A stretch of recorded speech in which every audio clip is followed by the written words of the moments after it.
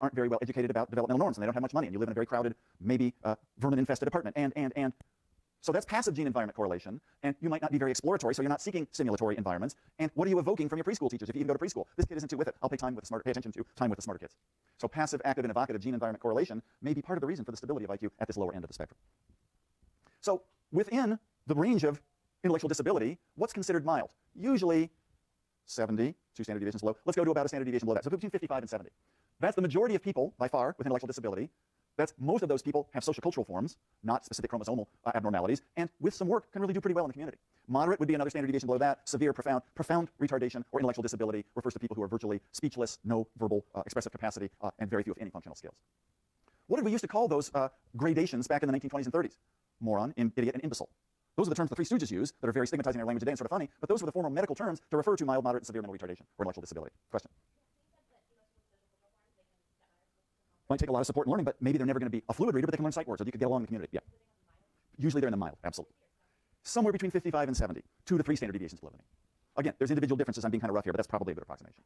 There's another way that in more recent categorizations, people said, hey, we're talking about how stupid the person is. Let's instead classify and define on the basis of how much support is needed. So maybe you need some intermittent help. You can live in an apartment, but you've got to have a sort of on-site supervisor to make sure you're okay and know how to use your hot plate. Or you pretty limited independence, or you need extensive or pervasive care. So this is an alternative classification for not your own intellectual disability, but the level of support in the community you would need to get along.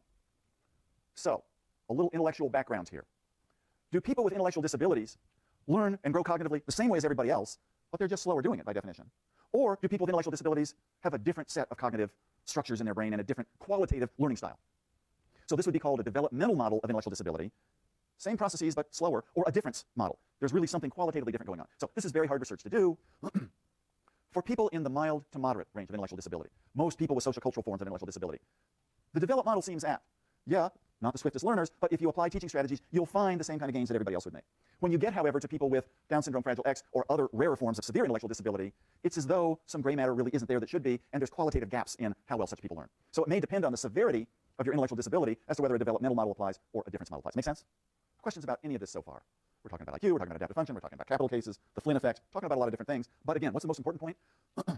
You read in the paper all the time about bipolar disorder, ADHD, schizophrenia. How many feature stories do you really see about people who are, quote, retarded? Well, there's been some decent movies. There's sometimes human interest features. But if you want, it's like, remember, in maltreatment, abuse versus neglect, we neglect. We really neglect intellectual disability because of just how stigmatizing it would be to have the brand that you're not very smart. Over here.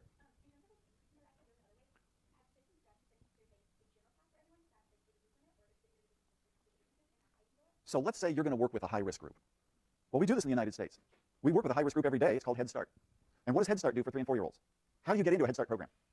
What kind of test do you need? No test. What's your income level of your family? The risk factor is low income. And the idea is if we can provide really good structured preschools for 3- and 4-year-olds whose parents have the risk factor of low income, we could boost IQ scores. This was in the 60s. This was the goal of Head Start. What is the evidence across almost 50 years? Well, there's not too many controlled studies. We're going to randomly assign this half of the room, your kids get Head Start, and this half doesn't. That's sort of unethical. Maybe it's who knows about Head Start. If you look at the carefully controlled environmental or experimental studies, and the Head Starts with really good quality, you're going to bring kids' IQ scores up between age 3 and 4, 4 and 5 by a significant number of points. But what is almost inevitably the result? 1 to 2 to 3 years later, you're right back where you were. So one of the lessons is it might take not just early stimulation, but continued stimulation. The second thing is it's really hard to lift IQ scores. Why? Because they're norm reference tests.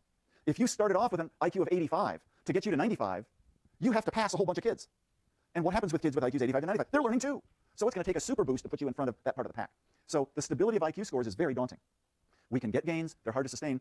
If you look at the world's literature on early preschool intervention, Head Start, especially the very intensive programs, what are the biggest gains 10 to 15 to 20 years later? Not in IQ. You get that initial boost and it kind of levels off. Not going to juvenile hall. Better emotion regulation. Less teenage parenting themselves when they're teens. It's the social emotional factors and outcomes that by far have the biggest impact, not just IQ gains per se. Make sense? What happens if you're in the realm of the domain of intellectual disability? Hard to regulate your emotions because what's a big predictor of regulating your emotions? Can you verbally mediate? Oh my God, that kid has pissed me off again, but I really think, I'm trying to overcome that hostile attribution bias, she really didn't mean it and I'll give her a chance next time. That's a lot of verbal paragraphing I just did. If you're not very good at that, you might be much more impulsive. If you're not communicating up to age norms, it's hard to get along with other people because you can't express your needs, or maybe you can't understand a teacher's 2- and 3- and 4-part direction. So language and learning problems are obvious comorbidities of intellectual disability. And then the transactional spirals start. The kids think you're a little bit weird because you hit back, and the teachers think this kid shouldn't learn. I really will spend more time with the good learners in my class, and you probably get held back in 1st or 2nd or 3rd grade, so now you're bigger and look even more standing out like a sore thumb than your peers, and the spiral continues. fairly high comorbidities with oppositional, defiant, and conduct problems as kids with intellectual disabilities get older because you maybe don't have the verbal mediation to control your behavior. So you're lashing out at others, you're aggressive, some of the words you learn are swear words, and you're cussing out teachers, etc. Especially in the mild range of intellectual disability, by the teen years, if you bother to check, many teens with intellectual disability are pretty darn depressed. They know they've been in the special class the whole time. They know the only time they get mainstream is for cafeteria and PE, and the other kids are kind of giggling at them or talking about how weird they are, etc. They know that they're not dating the way other teens are. They know that college, are you kidding? They're excluded from that level of conversation. So you could say, well, gee, they're intellectually disabled. They don't really get it. You get it if you're rejected like that. So depression is a very rising comorbidity in the teen years.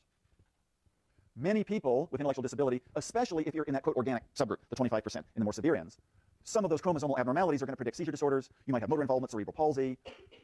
You might actually injure yourself very severely by not following traffic rules as a pedestrian or falling from high places because your balance isn't good. And there are self-stimulatory and self-injurious behaviors. And if some of those self-injurious behaviors involve your head, you might create more cognitive decline. So it's a real spiraling loop.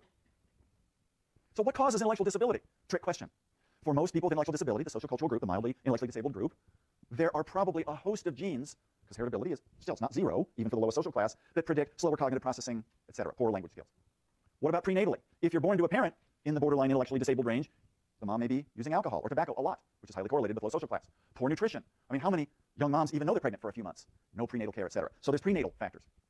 You're going to be growing up in poverty the vast majority of the time with, again, understimulating, overcrowded, poor nutrition environments. So the environmental insults keep pouring on to whatever the genetic vulnerabilities might be. So what if you're in the 25 or so percent with Down syndrome, with Fragile X, with ...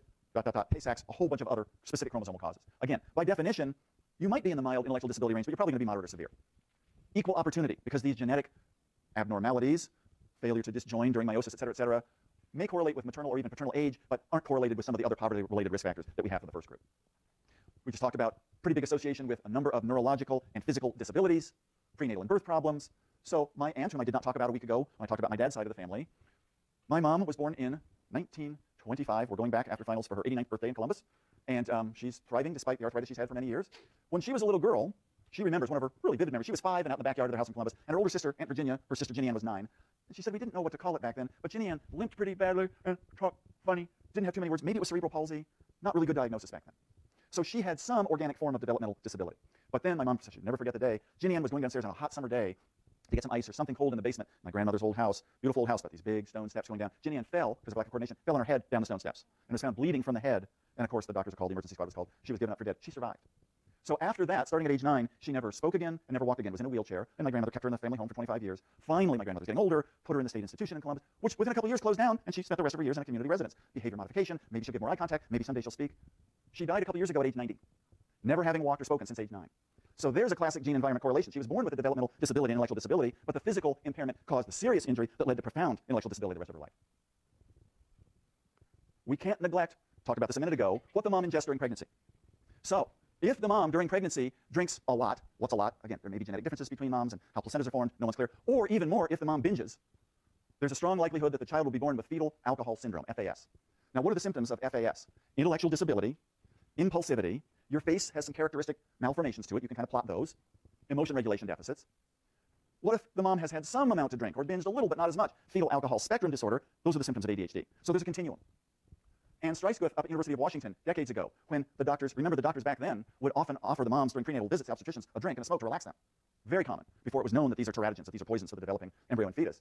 She did a fascinating study of 1,000 moms up in Seattle, not with fetal alcohol syndrome, but got moms' daily diaries of how much they drank. Some moms, sneaking a cocktail, beer, some moms are abstinent, and there was a perfect linear correlation from very little amount to drink during pregnancy to a whole lot, perfect linear correlation with the child's later IQ scores. So it's not just you either have fetal alcohol syndrome or bust, or not. It's a continuum of developmental and cognitive and intellectual decline later on.